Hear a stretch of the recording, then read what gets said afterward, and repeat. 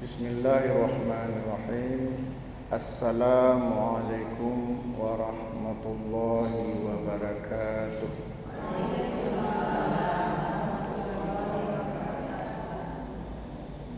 Innal hamdalillah nahmaduhu wa nasta'inuhu wa nastaghfiruh wa na'udzu billahi min syururi anfusina wa min sayyiati a'malina. May yahdihillahu fala mudilla lahu wa may yudlil fala hadiya lahu. Allahumma shalli wa sallim wa barik ala Muhammad wa ala alihi wa ashabihi ajma'in. Ibu-ibu yang dimuliakan oleh Allah, kita selalu bersyukur atas seluruh nikmat Allah. Sekecil apapun nikmat Allah itu, jika kita pandai mensyukurinya, maka Allah akan menambahnya berlipat ganda. Ibu-ibu semuanya, ya, sebagai orang yang beriman dan bertakwa, kita harus selalu saja berbaik sangka kepada Allah. Apapun yang kita alami dan rasakan dalam hidup ini, baik atau buruk, kita harus selalu berbaik sangka pada Allah. Ketika Allah memberikan kita hal yang baik, cara kita berbaik sangka, kita bersyukur kepada Allah. Jika Allah memberikan kita penderitaan, hal-hal yang tidak enak, maka cara kita berbaik sangka kepada Allah, kita bersabar.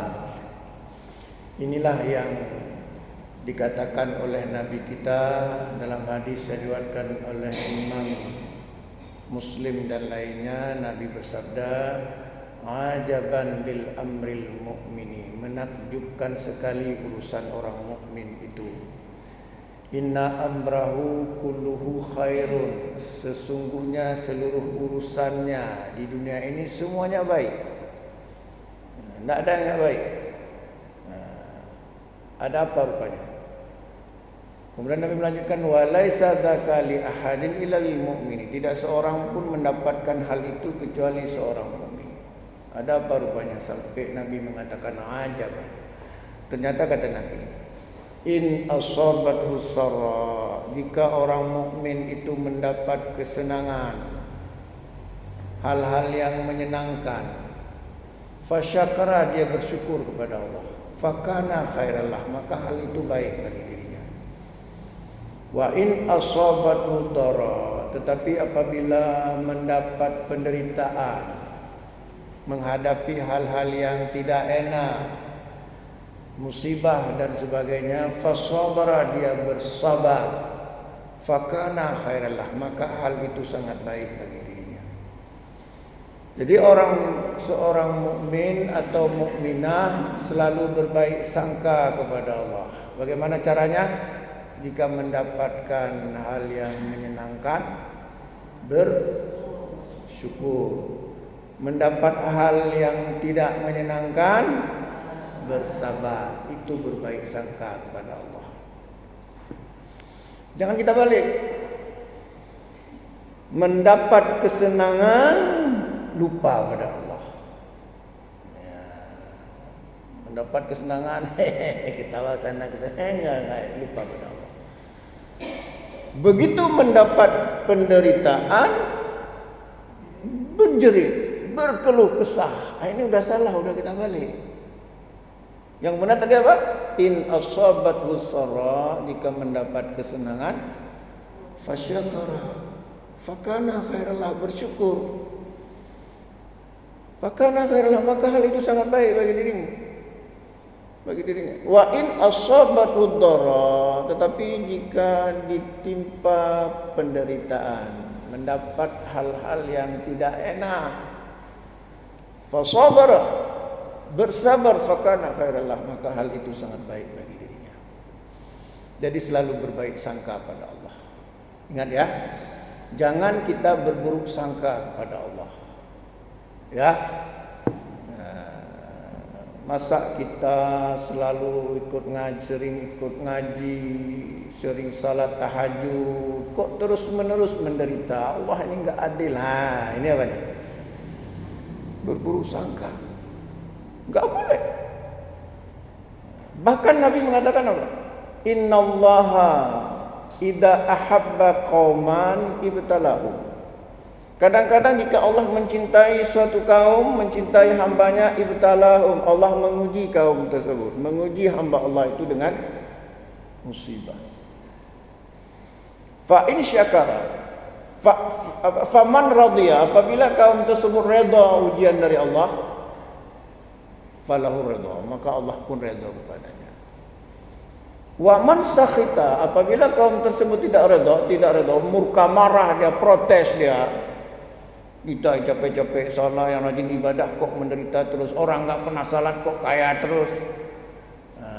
Wa man sakhita falahu sakhat, apabila protes atas musibah yang Allah berikan, falahu sakhat, maka Allah pun murka padanya. Jadi berbaik sangka. Kenapa kita harus berbaik sangka? Karena sebenarnya Allah tidak ingin kita ini menderita di dunia dan di akhirat. Kalaupun kita harus menderita di dunia, kenapa? Kenapa kadang-kadang Allah memberikan penderitaan bagi hambanya di dunia? Bahkan dalam hadis tadi dikatakan innallaha idza ahabba qauman ibtalahum. Sesungguhnya Allah jika mencintai suatu kaum, Allah menguji kaum tersebut dengan musibah. Aneh kan? Kenapa? Karena ternyata kita masuk surga, Allah ingin kita masuk surga. Atau Allah ingin kita masuk surga di tempat yang paling indah. Tapi dengan mengandalkan amalan kita enggak cukup. Apalagi amalan kita kadang-kadang enggak benar-benar ikhlas. Betul enggak? Bersedekah, kalau enggak dicatat marah, apa pula sedekah itu? Tapi Allah ingin kita masuk surga. Padahal dengan mengandalkan amalan kita enggak cukup. Nah, bagaimana caranya? Makanya tadi Allah uji kita dengan berbagai macam musibah, tanda Allah cinta. Kenapa? Karena ternyata jika Allah menguji kita dengan berbagai macam musibah dan kita bersabar, apa yang terjadi? Nabi mengatakan, ma yazalul bala bil mu'mini wal mu'minah. Tidaklah bala, penderitaan menimpa seorang mukmin atau mukminah fi nafsihi, di mana bala itu menimpa dirinya. Apa maksudnya menimpa dirinya? Tiba-tiba tuh udah periksa, makanya jangan ibu-ibu suka periksa ke dokter sudah stadium 3, nah, periksa lagi. Ya, nah, periksa. Ternyata diuji oleh Allah dengan pada dirinya, maksud penyakit. Wa waladihi, atau diuji oleh Allah dengan apa? Dengan bala itu dengan anak-anaknya, keluarganya. Sedang cinta-cintanya sama suami, meninggal suami. Masya Allah, meninggal suami. Dan sayang-sayang sama istri, meninggal dunia. Sayang-sayang sama anak, diuji dengan keluarga. Wa malihi, atau diuji dengan harta. Baru beli mobil, mobil apa yang paling mantap? Pajero, Pajero Sport. Baru beli, baru dielus-elus 2 kali, belum 3 kali, dicuri orang pula. Curi orang. Diuji dengan harta. Apa yang terjadi? Hatta yalqallah, hingga orang ini yang diuji, yang mendapat bala terus menerus, enggak berhenti-berhenti. Hatta yalqallah, hingga dia bertemu dengan Allah. Meninggal dunia dia karena apa? Menderita terus sampai meninggal dunia. Apa yang terjadi? Wa ma alaihi khati'atun, tidak ada lagi dosa sedikit pun dia. Nah sekarang saya tanya, kalau ada orang meninggal, nggak ada dosa lagi sedikit pun, kemana? Ke surga. Kira-kira orang seperti itu masuk surga karena amalannya atau karena sabar? Makanya saya katakan, kadang-kadang kita masuk surga bukan dengan amalan kita, tapi dengan kesabaran. Nah, Allah sayang sama kita. Diuji kita dengan berbagai macam musibah supaya apa? Menghapuskan dosa-dosa kita, mengangkat derajat kita. Sebagaimana sering saya sampaikan hadis ini. Kata Nabi, "Ma min muslim yushakku syauqatan fama fawqaha illa kutiba lahu biha darajatun wa muhyat anhu biha khati'atun." Tidaklah bagi seorang muslim, termasuk muslimah, dia mendapat musibah terinjak duri, hanya terinjak duri, fama fawqaha, atau lebih rendah dari itu. Ibu-ibu pernah terinjak duri? Ibu-ibu bilang apa? Aw, gitu. Ini hadis sahih ini, bukan saya buat. Kata Nabi, "Ma min muslim yushakku syauqatan fama fawqaha." Tidaklah seorang muslim dia mendapat musibah terinjak duri. Fama fawqaha, atau lebih rendah dari terinjak duri. Apa musibah lebih rendah dari terinjak duri? Mungkin kesenggol ini aja, senggol sikit. Tapi bersabar. Illa kutiba lahu biha darajatun wa muhyat anhu biha khati'atun. Bersabar terinjak duri, Allah angkat satu derajat dan Allah hapuskan satu dosa. Kenapa? Karena bersabar terinjak duri.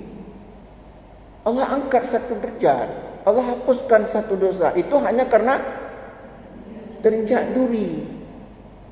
Bagaimana kalau terinjak paku? Makanya maunya kita tes itu. Saya lupa, mau taruh duri gitu. Kita lihat nanti reaksi. Sekarang bagaimana buktinya orang bersabar terinjak duri? Kalau kita terinjak duri bilang apa kita? Bukti kita sabar terinjak duri apa? Bagaimana? Maunya kita tes ini, kita buktikan. Begitu terinjak duri, kurang ajar, siapa yang taruh duri di sini? Ini sabar nggak kira orangnya? Kalau begitu bagaimana orang sabar?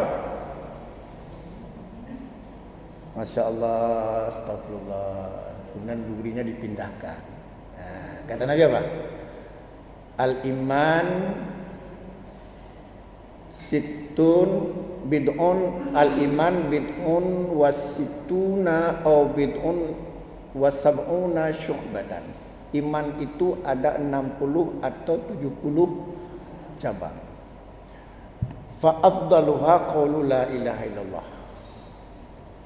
Yang paling tinggi ya mengucapkan kalimat la ilaha illallah.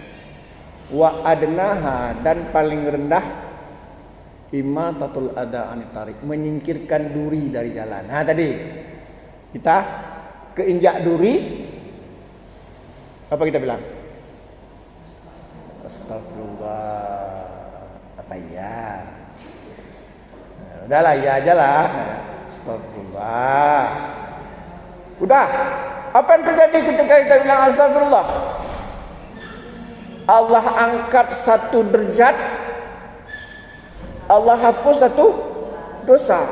Udah tuh membuang lagi, kita singkirkan lagi. Sudah kita semakin mantap iman kita. Karena kan tadi katakan iman itu ada berapa tadi? 60 atau 70 cabang.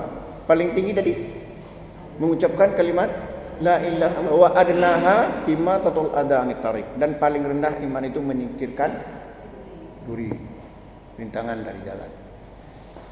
Sebenarnya kita masuk surga gampang. Terinjak duri aja bisa masuk surga.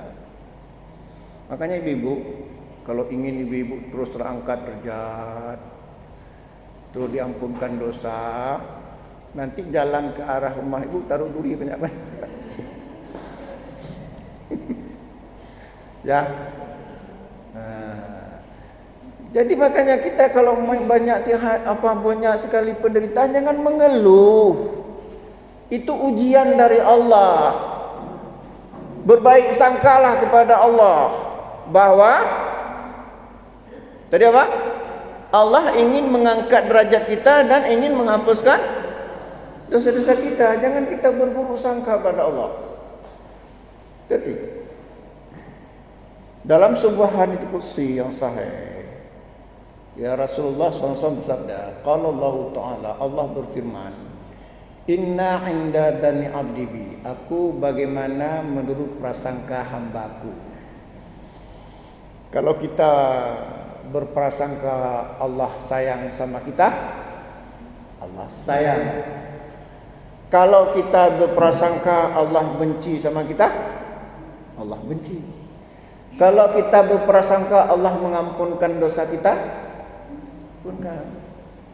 Kalau Allah kita berprasangka Allah ampunkan. Maka jangan sekali-sekali, nggak mungkin Allah mengampunkan dosa, banyak kali dosa pula. Nggak mungkin Allah ampunkan, nggak boleh. Nggak boleh. Bahkan dalam satu hadis Nabi bersabda, inna rajula, sesungguhnya ada seorang laki-laki, la ya'malu amalan min ahlin nar fima yubdulin nas. Dia beramal dengan amalan penduduk neraka sebagaimana dilihat oleh orang lain. Tapi kata Nabi apa? Wa huwa min ahlil jannah. Sesungguhnya dia penghuni surga. Kenapa? Angek kita. Kalau kita tanya siapa dia? Dia paling jahat itu, iblis entah apa-apa. Enggak ada orang bilang dia orang baik. Tapi kata Nabi tadi apa? Wa huwa min ahlil jannah. Sesungguhnya dia penghuni surga. Padahal kalau kita tanya sama orang, tanya, Bu, siapa itu? Oh, hati-hati itu, Bu. Itu kepala perampok, macam-macam. Pokoknya enggak ada orang bilang dia orang baik. Tapi kata Nabi, penghuni, kenapa? Kenapa? Menurut ibu-ibu kenapa?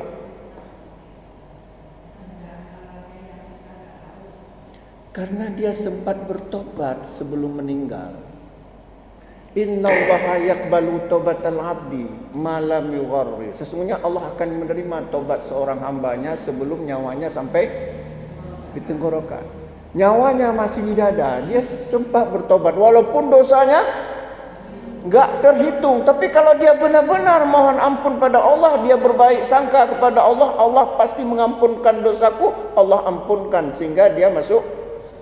Kita bilang, oh, enggak mungkin Allah ampunkan dosaku, banyak kali dosaku. Enggak mungkin. Udah juga kita istighfar ragu-ragu, kita astagfirullah, kayaknya entah ya Allah ampunkan tak enggak. Udah tu astagfirullahaladzim. Bahkan, Bu salah. Ya salah, astagfirullah. Kayak mana mau ampunkan? Cara ngomongnya aja enggak serius. Bu jangan kayak gitu. Iya, astagfirullah. Maaf ya, maaf ya Allah. Kenapa kayak gitu? Sebenarnya orang enggak serius. Udah ketahuan. Iya, Ustaz. Astagfirullah. Maaf Ustaz. Kalau nggak ketahuan ya aman-aman aja. Kayak mana mau ampunkan? Makanya kita berbaik sangka pada Allah. Inna inda dhanni abdi. Aku bagaimana mau prasangka hambaku? Kalau kita yakin Allah mengampunkan dengan sepenuh hati, seberapapun dosa kita, Allah pasti ampunkan. Dan tadi jangan berburuk sangka pada Allah. Ini enggak rajin salat, rajin ngaji. Datu mohon pada Allah, ya Allah, jadikanlah hambamu ini orang kaya ya Allah. Sungguh-sungguh, ternyata enggak kaya-kaya. Lantas dia bilang apa? Allah enggak maulah rajin-rajin ibadah. Capek kita berdoa untuk kaya, enggak kaya-kaya. Orang lain enggak pernah salat, kaya dia. Oh, Allah enggak adil. Ini salah. Salah. Ya, kita enggak boleh berbaik sangka kepada Allah. Kenapa? Karena Allah juga mengatakan wa asa an tuhibbu syai'a wa huwa syarrun lakum. Bisa saja kamu sangat menyukai sesuatu padahal itu sangat buruk bagi kamu. Wa asa an takrahu syai'a wa huwa khairul lakum. Bisa saja kamu sangat menyukai sesuatu. Apa tadi sangat disukai? Kaya. Tapi Allah tahu kalau kita kaya enggak mau lagi ngaji kita. Enggak mau lagi salat kita. Udah sibuk. Dulu kalau sebelum kaya suka ke masjid, sekarang kalau udah kaya suka ke pantai, ke kafe ya. Kafir misalnya. Kafe apa? Allah tahu. Wallahu ya'lamu wa antum la ta'lamun. Allah mengetahui, kamu enggak ketahui. Wa asa an tuhibbu syai'a wa huwa syarrul lakum. Bisa saja kamu sangat menyukai sesuatu padahal itu sangat buruk bagi kamu. Ya Allah, berikanlah hamba-Mu ini ya Allah suami yang ganteng, yang putih, yang mansung. Enggak Allah kasih. Allah kasih yang hitam legal. Allah enggak adil. Kita minta suami yang tadi apa? Putih, mancung, jangkung. Enggak kasih. Kenapa? Wallahu ya'lamu wa antum ta'lam. Allah lebih mengetahui, kamu tidak mengetahui. Wa asa an tuhibbu syai'a wa huwa syarrul lakum. Bisa jadi kamu sangat menyukai sesuatu padahal hal itu sangat buruk bagi kamu. Kalau Allah kasih tadi suami seperti itu, selingkuh dia, nyancau. Makanya Allah kasih yang hitam, nggak ada yang mau, cuma kita yang mau. Aman kan? Aman. Makanya berbaik sangkalah pada Allah.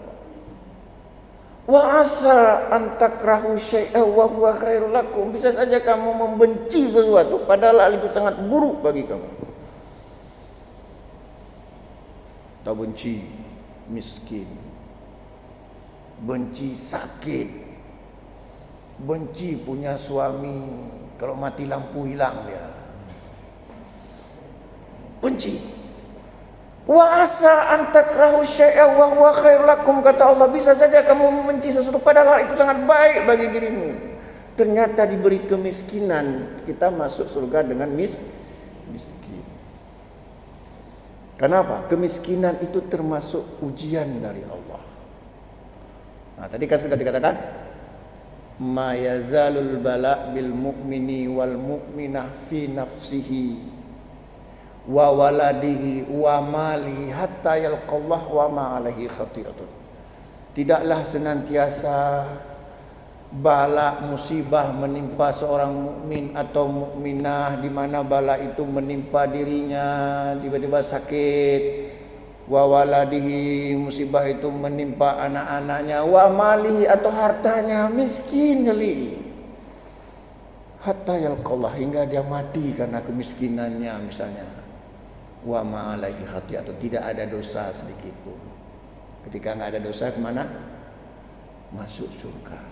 Ternyata kita masuk surga karena miskin misalnya. Padahal tadi kita enggak suka miskin. Makanya Allah mengatakan wa asa an takrahu syai'a wa huwa khairul lakum. Bisa saja kamu membenci sesuatu padahal itu sangat baik bagi dirimu. Benci punya suami. Kalau kita bawa semua teman ngejek. Kamu punya suami kayak gitu, kayak mana kalau mati lampu? Tam, gelap, hilang suamimu. Benci, enggak berani kita bawa suami kita. Padahal dia sangat setia bertanggung jawab.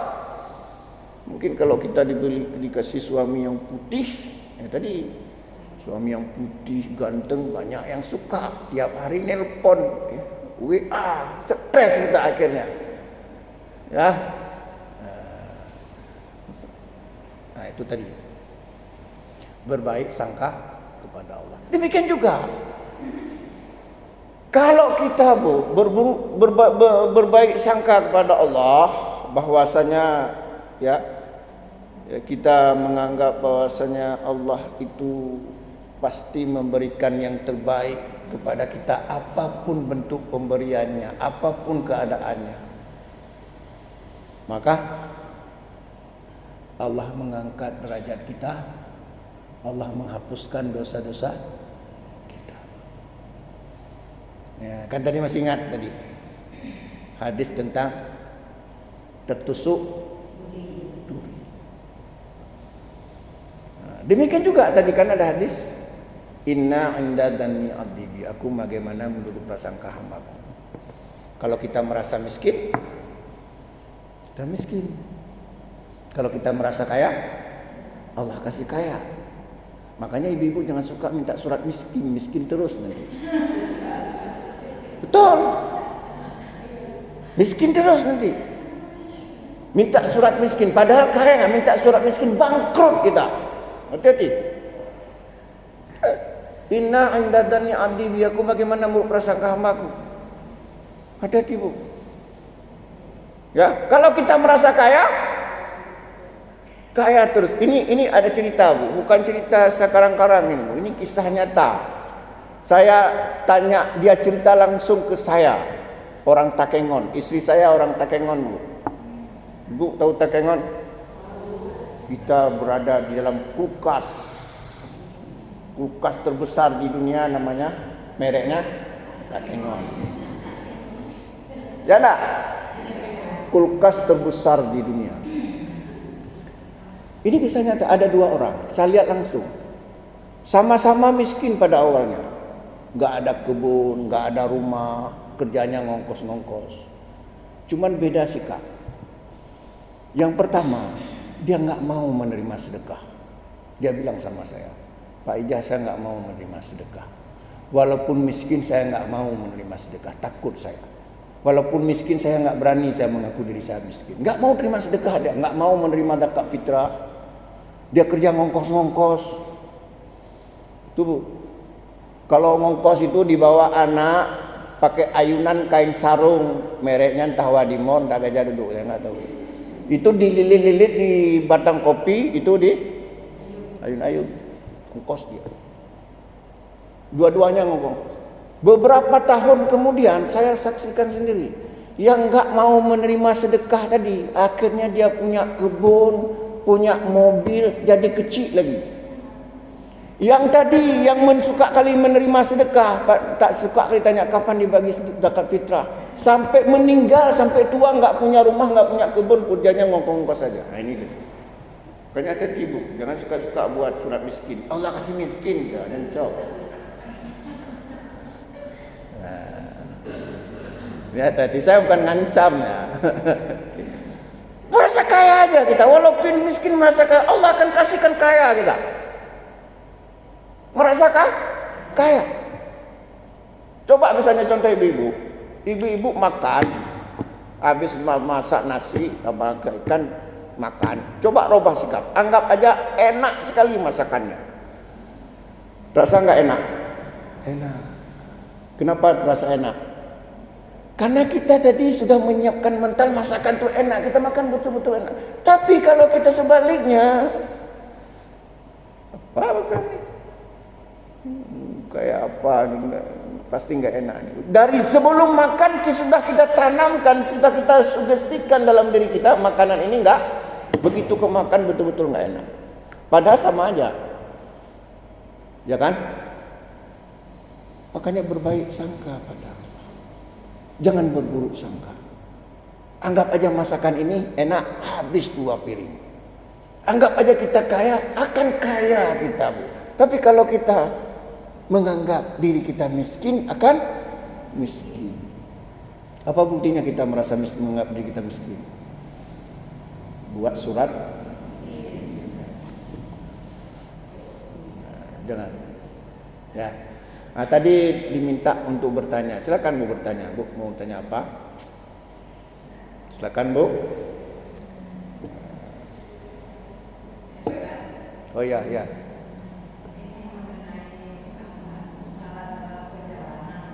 Iya.